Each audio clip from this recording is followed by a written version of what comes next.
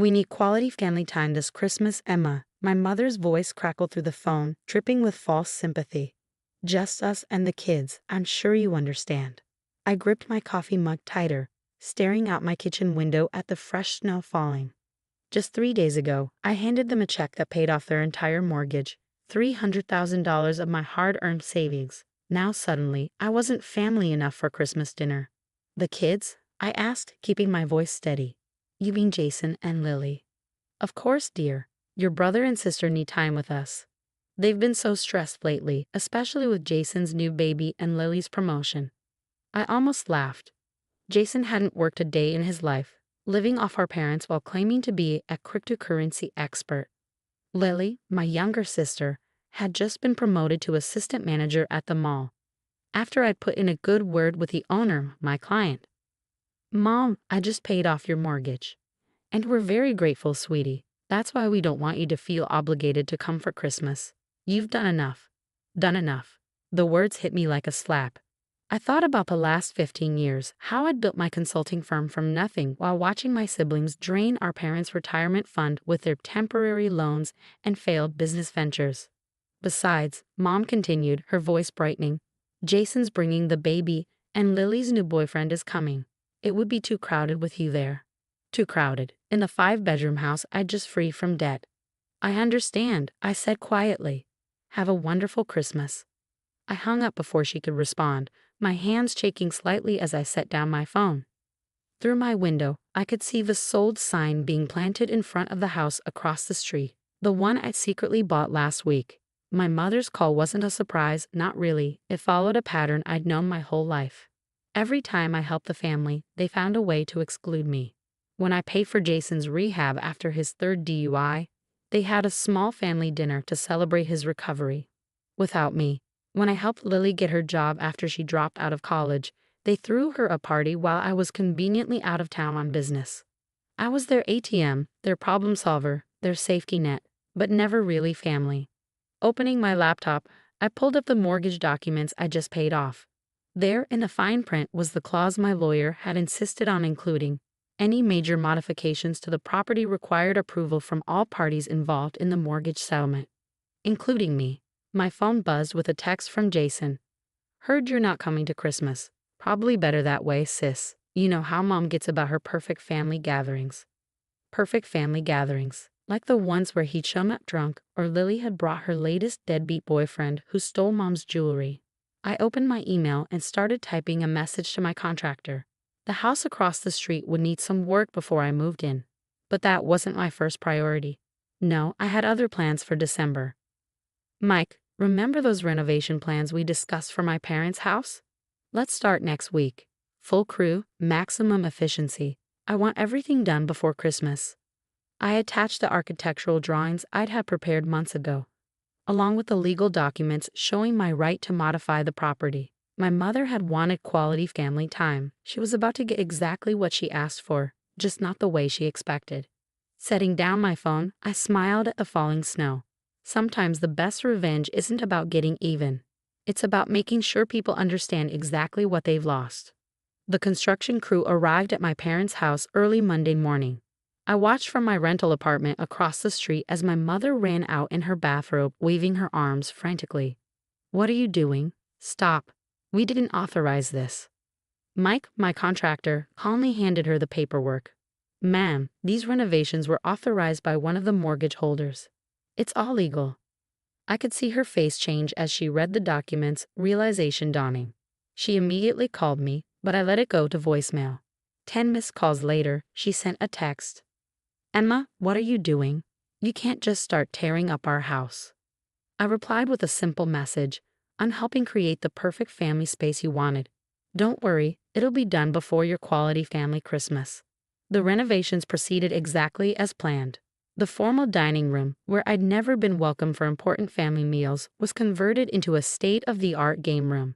The guest bedroom, where I used to stay before being excluded, became a home theater.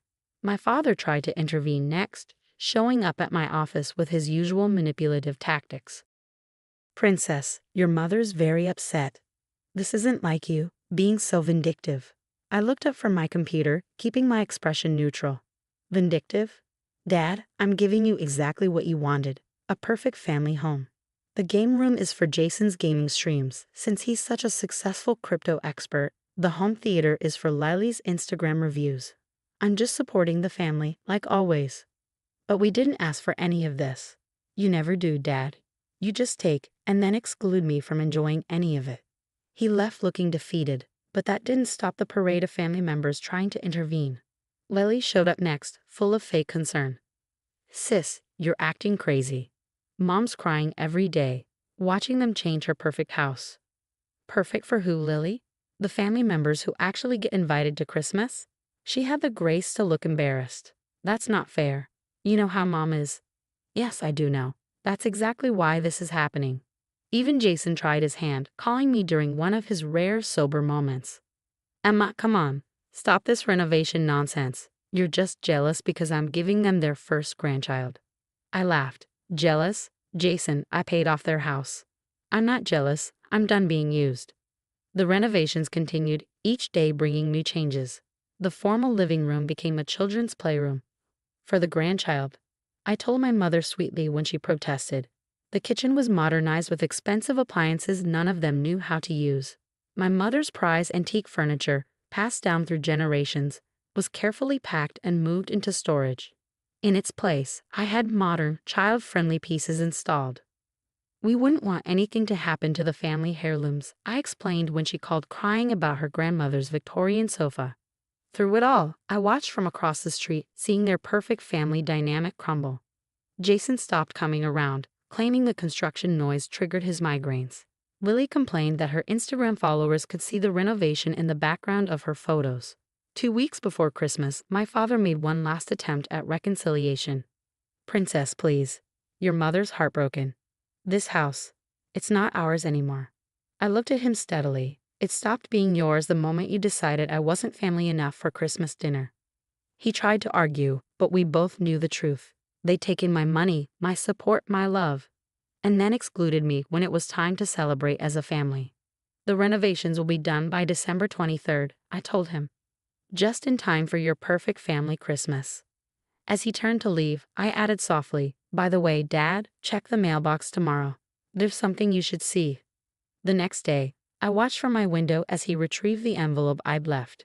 Inside was a copy of the deed to the house across the street, my new home, along with a note. Merry Christmas. Enjoy your quality family time. I'll be watching. Christmas Eve arrived with fresh snow and the sound of my mother's wailing from across the street. The renovations were complete, transforming their traditional family home into a modern showcase that felt as foreign to them as I had always felt at their family gatherings. I stood at my window, sipping hot chocolate and watching the drama unfold. Jason arrived first, his pregnant wife looking uncomfortable as my mother burst into tears at the sight of her antique nativity scene replaced by a contemporary light display. But where are all our old decorations? I heard her cry. Our family traditions. Through my security cameras, another new addition to their house. I could hear Jason's response. Mom, calm down. Emma's just being spiteful because she's alone for Christmas. Alone. The word didn't hurt anymore. I'd chosen this solitude over their toxic version of family. Lily arrived next, her latest boyfriend in tow.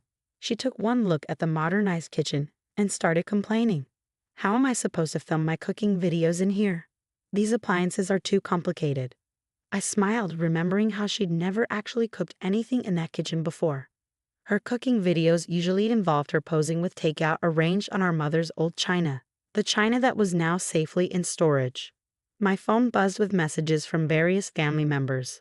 Mom, please come fix this. We can't have Christmas in this museum. Jason. Real mature sis. Way to ruin everyone's holiday.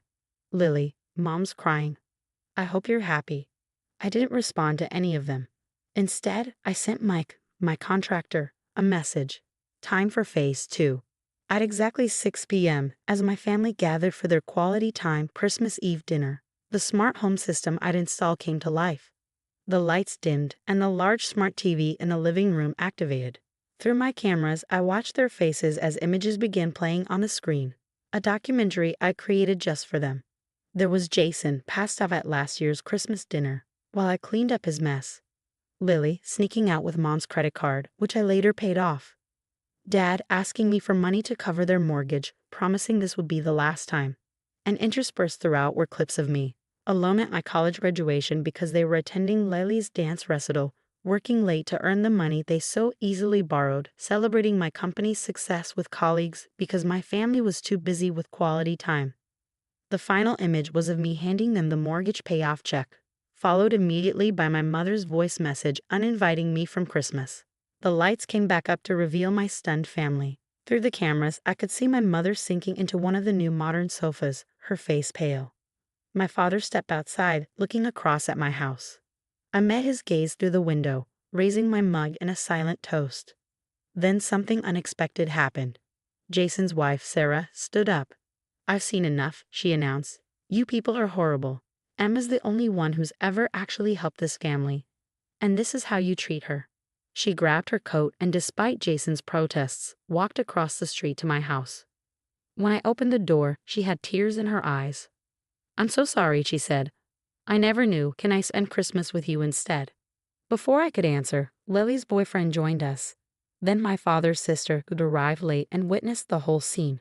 One by one, family members who'd been invited to their perfect Christmas chose to cross the street instead. My mother watched from her window as her perfect family gathering disintegrated, people choosing to join the outsider they tried so hard to exclude. Later that night, as I sat with my unexpected guests sharing takeout and genuine laughter, my father sent one final text. "Princess, we got it wrong. All these years you were the heart of this family and we were too blind to see it. The house doesn't matter. Please, teach us how to be better." I looked around at my new Christmas gathering, not perfect, not traditional, but real. Sometimes family isn't about who shares your blood, but who shares your truth. I texted back a single line. "Lessons start tomorrow. Bring coffee." Across the street, my parents' perfect house stood as a monument to their choices, while in my new home, imperfect but honest love filled every room. Sometimes the best revenge isn't about destroying what others hold dear. It's about building something better of your own.